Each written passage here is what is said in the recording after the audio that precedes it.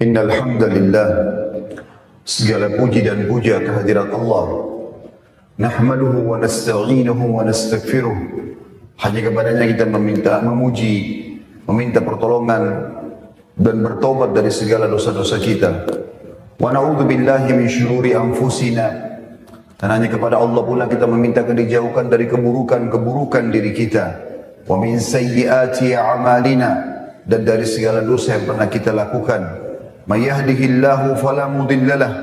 Barang siapa yang telah Allah berikan petunjuk maka tidak akan pernah sesat selamanya. Wa may yudlil fala hadiyalah. Dan barang siapa yang telah sesat atau disesatkan oleh Allah maka tidak akan mendapat petunjuk selamanya. Asyhadu an la ilaha illallah wahdahu la syarikalah. Saya bersaksi tiada Tuhan yang berhak disembah kecuali Allah dan tidak ada sekutu bersamanya. Wa asyhadu anna Muhammadan abduhu wa rasuluh. Dan saya juga bersaksi bahwasanya Muhammad benar-benar hamba juga utusannya. Qala Allah Ta'ala, Allah mengingatkan dalam kitabnya, Ya ayyuhalladzina amanu taqullaha haqqa tuqatih wa la tamutunna illa wa antum muslimun. Hai sekalian orang-orang yang beriman, bertakwalah, hanya patuh dan tunduklah kepada satu-satunya pencipta segala sesuatunya, baik di langit, di bumi, di kedalaman lautan, terjangkau atau tidak terjangkau oleh mata kita sebagai manusia. Sebenar-benar patuh, yaitu Allah, dan janganlah kalian meninggal dunia kecuali dalam keadaan Islam. Di ayat yang lain Allah juga mengingatkan, qala Allah Ta'ala, ya ayuhan nasu taqu rabbakum alladhi khalaqakum min nafsin wahidah wa khalaqa minha zawjaha wa batha minhuma rijalan katsiran wa nisaa'a wattaqullaha alladzi tasaaluna bihi wal arham innallaha kana 'alaikum raqiba. Hai sekalian manusia, sekali lagi bertakwalah, hanya patuh dan tunduklah kepada Allah yang telah menciptakan kalian dari jiwa yang satu yaitu Adam alaihissalam, dan telah menciptakan dari jiwa yang satu istrinya Hawa alaihissalam, dan telah banyak memberikan keturunan laki-laki juga perempuan dari keduanya. Sekali lagi bertakwalah kepada Allah dan jagalah hubungan silaturahim. Sesungguhnya Allah senantiasa mengawasi kalian. Di ayat yang ketiga qala Allah Ta'ala, Allah juga berfirman, Ya ayyuhalladzina amanu taqullaha wa qulu qawlan sadida yuslih lakum a'malakum wa yaghfir lakum dhunubakum wa may yuti'illaha wa rasulahu faqad faza fawzan 'azima. Hai sekalian orang-orang yang beriman, sekali lagi bertakwalah, hanya patuh dan tunduklah kepada Allah dan ucapkan kalimat yang benar, jujurlah. Niscaya Allah akan memperbaiki amal-amal perbuatan kalian, mengampuni dosa-dosa kalian. Barang siapa yang mentaati Allah dan Rasulnya, dia telah mendapatkan kemenangan yang besar. Amma ba'd, fa inna asdaqal hadithi kitabullah. Kita tahu sebaik-baik rujukan umat Islam yaitu kitabullah Al-Quran, wa khair hadyi Muhammadin sallallahu alaihi wa ala alihi wa sahbihi wasallam, dan sebaik-baik petunjuk setelah Al-Quran adalah petunjuk Nabi besar Muhammad sallallahu alaihi wa ala alihi wa sahbihi wasallam. Wa syarrul umuri muhdatsatuha, dan seburuk-buruk perbuatan terutama dalam ibadah yang tidak punya rujukan dari keduanya Al-Quran dan Sunnah. Fa inna kulla muhdatsin bid'ah, semua ibadah yang tidak punya rujukan dikenal dengan perbuatan baru dalam agama. Wa nabidatin dhalalah, dan perbuatan baru akan membawa pelakunya pada kesesatan atau kekeliruan. Wa dalam final kesesatan akan membawa pelakunya ke dalam api neraka. Saudaraku seiman, rahimani rahimakumullah, apa yang tadi baru kami bacakan dikenal dengan khutbah hajah. Baginda Nabi SAW tidak melewatkan momentum-momentum penting kecuali memulai dengan apa yang tadi sudah kami bacakan, 3 ayat agar bertakwa kepada Allah, dan juga menutupnya dengan agar semua ibadah kita kembali kepada rujukan wahyu Al-Quran dan Sunnah. Pada kesempatan ini insyaAllah kita akan membahas judul khutbah kita. Semoga Allah berkahi indahnya berzikir. Saudaraku seiman, kita dituju atau tujuan utama kita diciptakan di muka bumi ini, Anda dan saya berada di sini adalah untuk ibadah kepada Allah. Allah jelaskan dalam surah Az-Zariyat ayat 56, A'udzu billahi minasyaitonir rajim, wa ma khalaqtul jinna wal insa illa liya'budun. Al-ayat. Aku, kata Allah, tidak menciptakan jin dan manusia kecuali tujuannya hanya satu, beribadah kepadaku. Apa yang Allah perintahkan wajib dan sunnah dikerjakan, apa yang halal dinikmatin, dan apa yang Allah larang dari yang haram juga makruh dijauhi. Dan ibadah yang tidak kalah penting dan sangat besar utamanya adalah berzikir kepada Allah. Banyak berzikir.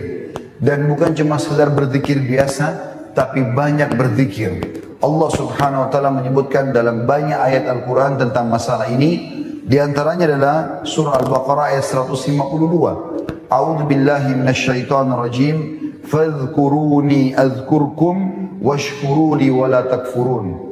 Ingatlah selalu kepadaku, kata Allah, maka aku akan ingat kepada kalian, dan bersyukurlah kepadaku atas nikmat-nikmat yang aku limpahkan kepada kalian, dan jangan kalian kufur.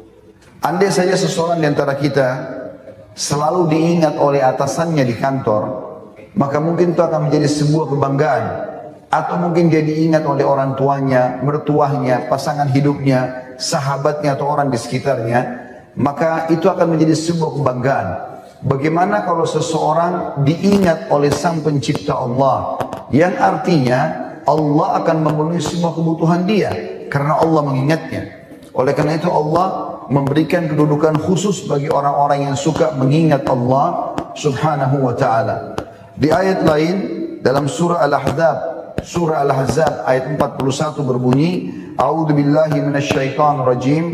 Ya ayyuhalladzina amanu dzkurullaha dzikran katsira. Hai orang-orang yang beriman, berzikirlah kepada Allah dengan mengingat dan menyebut-nyebut namanya dengan zikir yang sebanyak-banyaknya. Juga Allah subhanahu wa ta'ala menyebutkan dalam firman yang lain, masih sama surah Al-Ahzab tapi di ayat 35-nya, yang berbunyi A'udzu billahi minasyaitonir rajim. وَالذَّاكِرِينَ اللَّهَ كَثِيرًا وَالذَّاكِرَاتِ أَعَدَّ اللَّهُ لَهُمْ مَغْفِرَةً وَأَجْرًا عَظِيمًا. Sesungguhnya laki-laki yang banyak berzikir kepada Allah dan perempuan yang banyak berzikir kepada Allah atau mengingat dan menyebut-nyebut nama Allah, Allah telah menyediakan untuk mereka ampunan dan pahala yang besar. Zikir ini tentunya teman-teman sekalian, karena dia adalah ibadah yang sangat mulia, maka ikuti tata cara yang telah dianjurkan oleh Allah subhanahu wa ta'ala dan juga telah diajarkan oleh Nabi sallallahu alaihi wasallam. Di antaranya disebutkan di dalam surah Al-A'raf ayat 205. A'udzu billahi minasyaitonir rajim. Wadhkur rabbaka fi nafsika tadarruan wa khifatan wa dunal jahri minal qaul. Wa dunal jahri minal qauli bil ghudwi wal asali wa la takun minal ghafilin.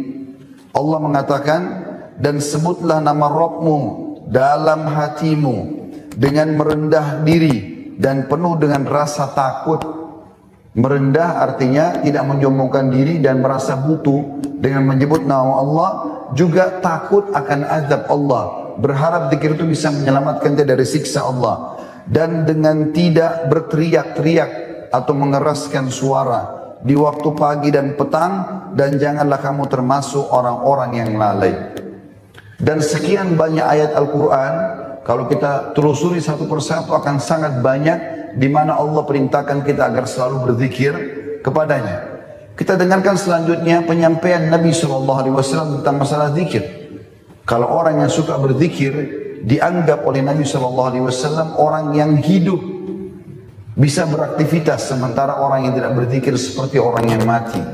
Disebutkan dalam sebuah hadis yang sahih diriwayatkan oleh Imam Bukhari di jilid 2 halaman 208, kata Nabi SAW, "Mathalul ladzi yadhkuru rabbahu wal ladzi la yadhkuru rabbahu mathalul hayy wal mayyit."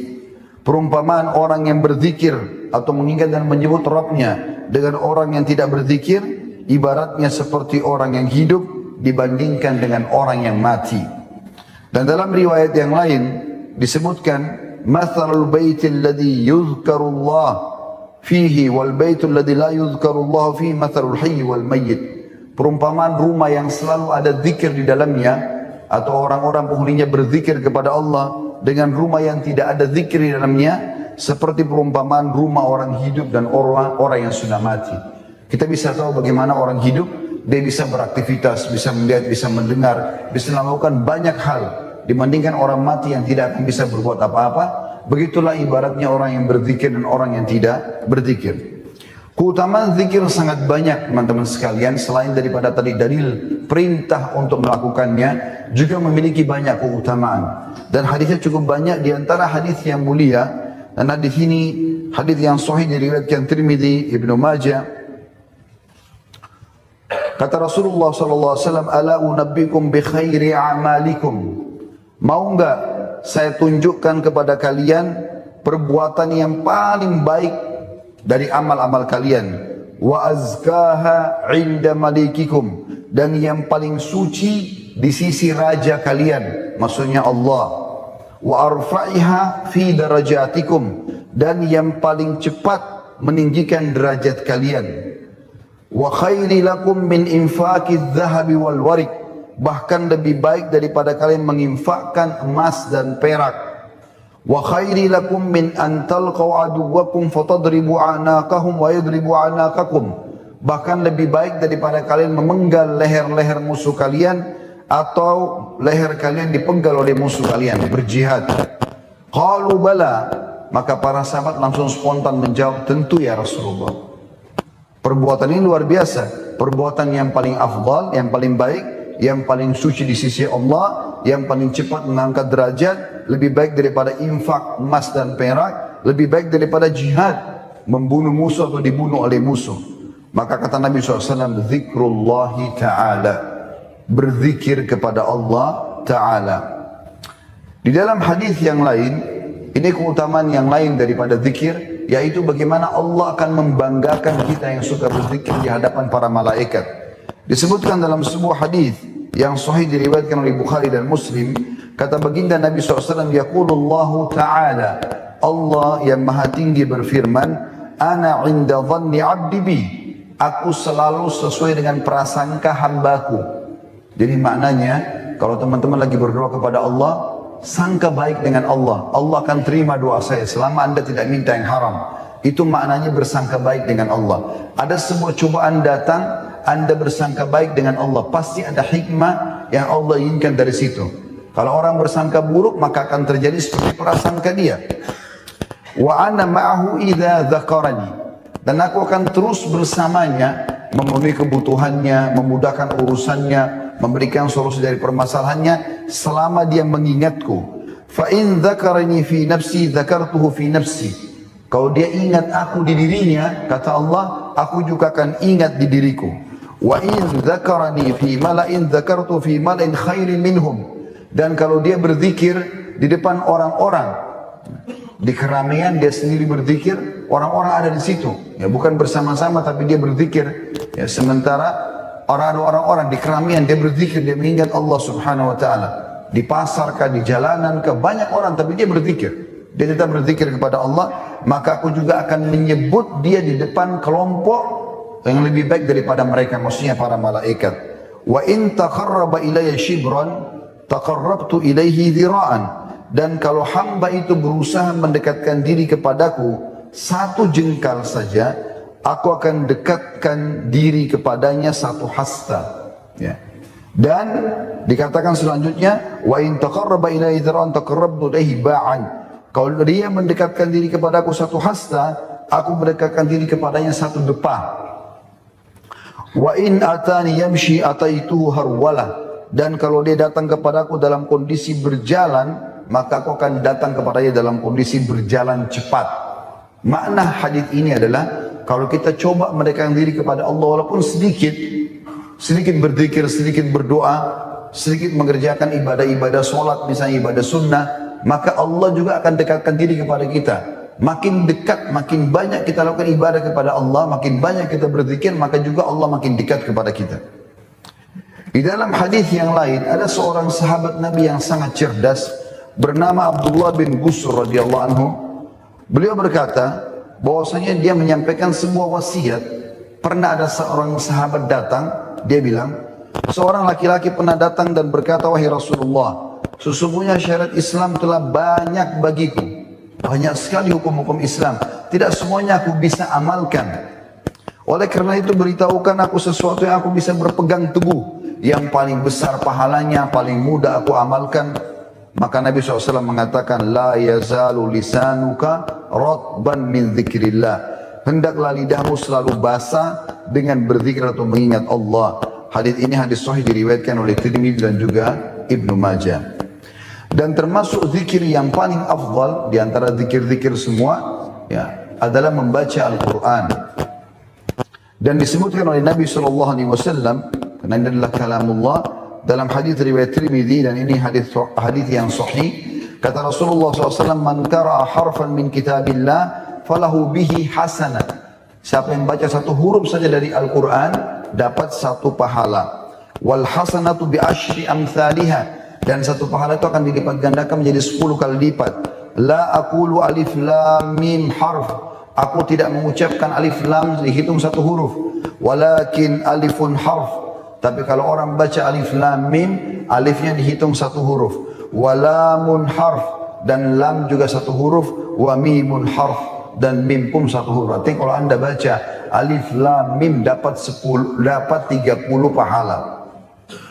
Di dalam hadis yang lain, Uqbah bin Amir menyampaikan radhiyallahu anhu bahwasanya dia berkata, kharaja Rasulullah SAW wa nahnu fi Suffa. Satu hari Rasulullah SAW pernah keluar menemui kami di Suffa. Suffa ini saudaraku siman, tempat lokasi di belakang rumah Nabi SAW yang beliau sengaja siapkan untuk para penuntut ilmu yang miskin. Mereka enggak ada biaya hidupnya, maka hidup untuk menuntut ilmu sekaligus Nabi SAW biayai. Seringkali kalau wahyu turun, Nabi pertama menemui ahli Suffa ini. Kata Uqbah bin Amir, satu hari pernah Nabi SAW keluar menemui kami di Suffa. Faqala ayyukum yuhibbu an yadduwa kulla yawmin ila buthanin aw ila al-aqiq. Siapa di antara kalian yang mau setiap hari dia pergi ke dua lembah, Buthan atau Aqiq. Ini dua nama lembah di Madinah. Waktu itu belum berpenghuni. Dan di situ sering kali ada unta liar yang lewat, sehingga tidak ada pemiliknya gitu.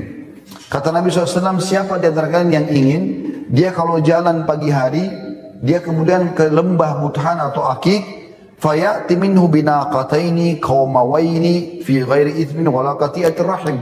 Lalu dia bawa pulang setiap pagi, pada saat dia kedua lembah ini, 2 ekor unta yang sudah dewasa, berwarna merah. Ini unta yang paling mahal.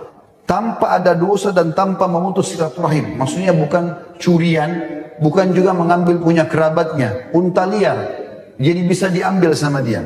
Faqulna ya Rasulullah, nuhibbu dzalik. Maka para sahabat mengatakan, tentu ya Rasulullah, kami ingin itu.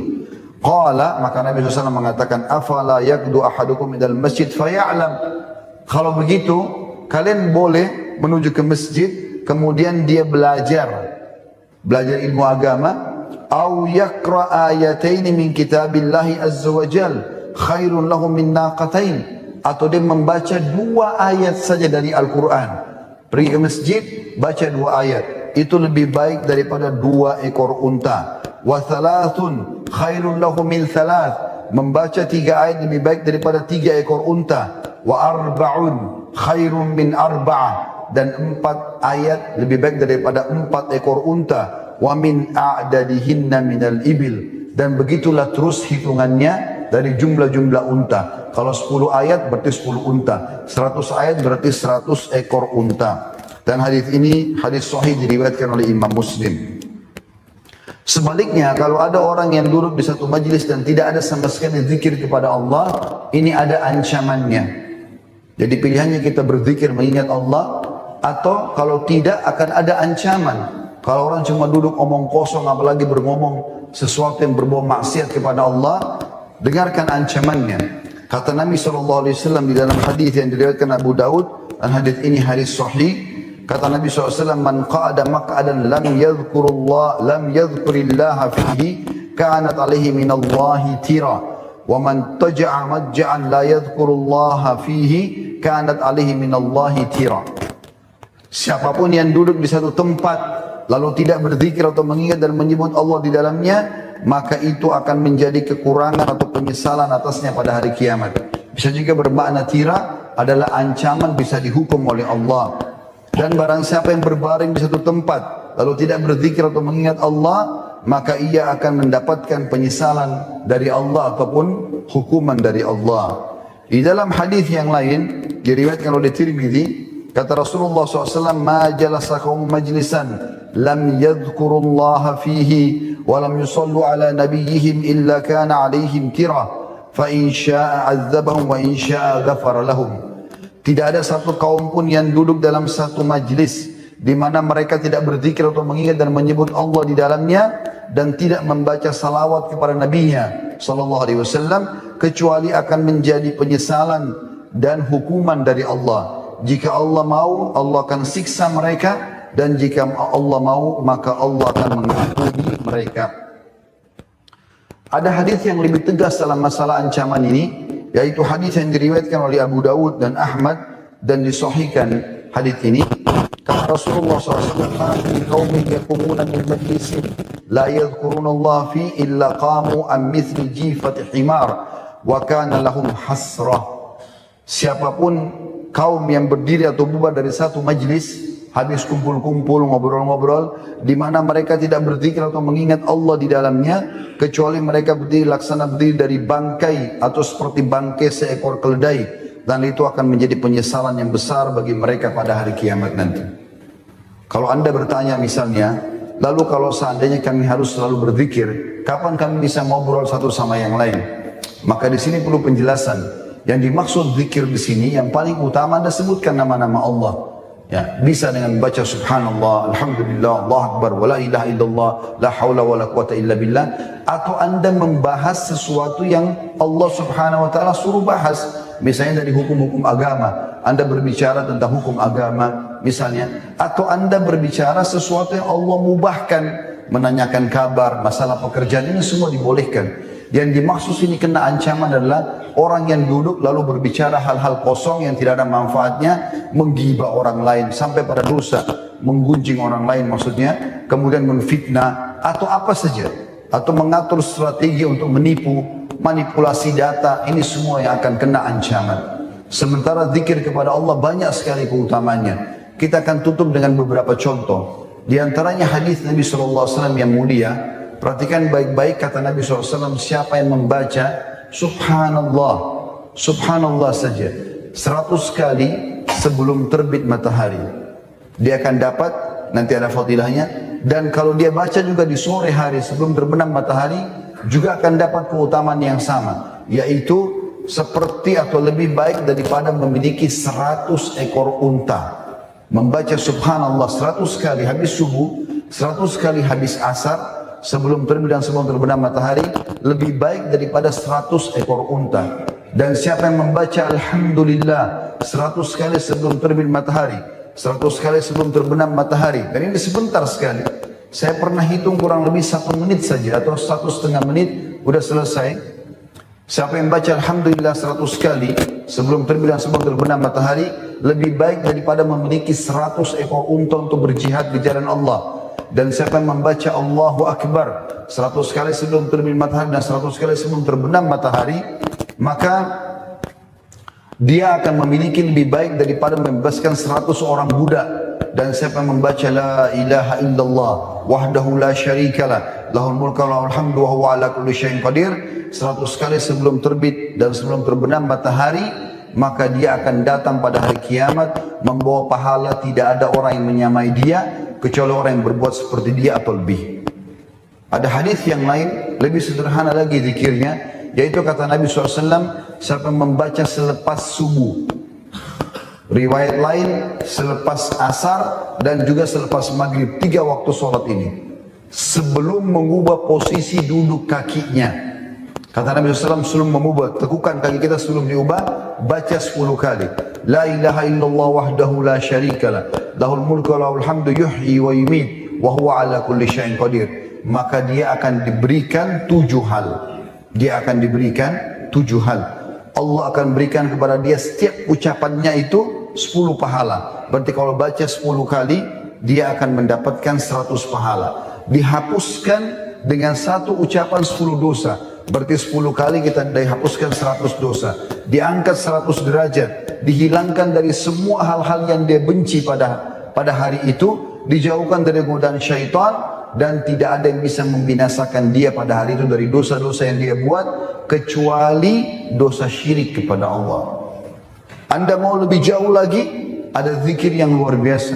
Kata Nabi SAW, siapa yang baca selepas subuh, sebelum mengubah posisi duduk kakinya, la ilaha illallah wahdahu la syarikalah, lahul mulku wa lahul hamdu yuhyi wa yumit, ditambah biyadihil khair wa huwa ala kulli syai'in qadir 100 kali, maka dia akan menjadi penduduk bumi yang paling baik amalnya, kecuali orang yang berbuat seperti dia atau lebih baru bisa menyainginya. Dan semuanya adalah hadis-hadis yang sahih. Dan sekian banyak hadis-hadis tentang masalah zikir. Istighfar yang Anda bisa selesaikan 100 kali dengan 1 menit saja. Kata Nabi SAW, siapa yang melazimkan istighfar rutin, astagfirullah wa atubu ilaih, astagfirullah wa atubu ilaih, baca itu saja, maka akan dimudahkan seluruh urusannya, diampuni dosa-dosanya, ya, dipenuhi semua hajatnya. Membaca salawat kepada Nabi SAW seperti hari Jumat ini. Kata Nabi SAW, hari Jumat adalah hari yang terbaik untuk kalian, maka perbanyaklah salawat kepadaku. Karena siapa yang baca salawat kepadaku, maka dia akan mendapatkan syafaatku. Riwayat lain, baca 1 kali akan mendapatkan 10 kali rahmat, atau Allah akan membalas 10 kali salam kepadanya. Dan salawat ini pernah ada sahabat datang mengatakan, ya Rasulullah, kalau saya sedang duduk mau berzikir, kira-kira berapa banyak saya jadikan waktu untuk berzikir atau membaca salawat? Kalau saya jadikan 1/4 bagaimana? Maksudnya kalau dia lakukan 10 menit, 1/4 dari 10 menit itu dipakai untuk baca salawat. Kata Nabi SAW, bagus kalau kau lakukan. Tapi kalau kau tambah lebih baik lagi. Dia mengatakan, kalau begitu ya Rasulullah, setengah. Kalau saya dulu saya pakai salawat kepada anda. Kata Nabi SAW, bagus. Tapi kalau kau tambah lebih baik lagi. Kalau gitu 3/4-nya ya Rasulullah. Kata Nabi SAW, bagus. Tapi kalau kau tambah lebih baik lagi. Dia mengatakan, kalau gitu nanti saya akan lowongkan duduk khusus zikir, membaca salawat kepada anda sepenuhnya. Misalnya 10 menit semua untuk salawat. 1 jam semuanya untuk salawat saja. Kata Nabi SAW, kalau begitu diampuni semua dosamu dan dipenuhi semua hajatmu. Dan sekian banyak keutamaan-keutamaan dalam membaca zikir kepada Allah Subhanahu wa ta'ala. Kita akan tutup teman-teman sekalian dengan kisah seorang sahabat pernah anaknya pergi berjihad bersama pasukan diutus oleh Nabi SAW. Kemudian pada saat pulang pasukan tersebut, semua pasukan pulang kecuali anaknya orang ini. Maka dia pun datang bersama istrinya menemui baginda Nabi SAW, lalu mengatakan, ya Rasulullah, bagaimana kabarnya anak kami? Semua teman-teman yang pergi berjihad balik, tapi anak kami belum balik. Kami ingin tahu bagaimana beritanya. Kata Nabi SAW, perbanyaklah membaca la haula wa la quwata illa billah. Perbanyak membaca la haula wa la quwata illa billah. Maka suami istri ini pulang ke rumah, lalu bertekad mulai masuk rumah membaca la haula wa la quwata illa billah sampai keduanya tertidur. Di tengah malam tiba-tiba ada yang ketuk pintunya. Kemudian pada saat mereka buka, anaknya sudah pulang. Lalu dia berdua bertanya, mengatakan, apa yang terjadi denganmu wahai anakku? Maka anaknya mengatakan, saya tertawan oleh musuh dan teman-temanku tidak mengetahui hal tersebut, serta aku dibelenggu, diikat dengan tali yang sangat kuat. Tapi entah kenapa, mulai lepas isya, ya, mulai tali itu terbuka pelan-pelan dan musuh-musuh ini tertidur. Dan akhirnya aku bisa melarikan diri dan pulang kepada kalian. Ini faedah daripada zikir kepada Allah SWT. Dan sekian banyak tentunya faedah-faedah dari zikir yang mungkin tidak bisa kita sampaikan semua karena di khutbah Jumat. Intinya pesannya sudah sampai kepada anda, perbanyaklah zikir kepada Allah. Aqulu qawli hadza, saya sudah mengucapkan perkataan saya ini, wa astaghfirullah li wa lakum, dan saya beristighfar kepada Allah, mengajak jemaah istighfar kepada Allah. Fastaghfiruhu innahu wal ghafurur rahim. Beristighfarlah kepada Dia, karena Dia Maha Pengampun juga Maha Pengasih. Alhamdulillah, wassalatu wassalamu ala Rasulillah. Segala puji dan puja kehadirat Allah Subhanahu wa taala, juga salawat dan taslim kepada Nabi besar Muhammad sallallahu alaihi wa ala alihi wa sahbihi wasallam.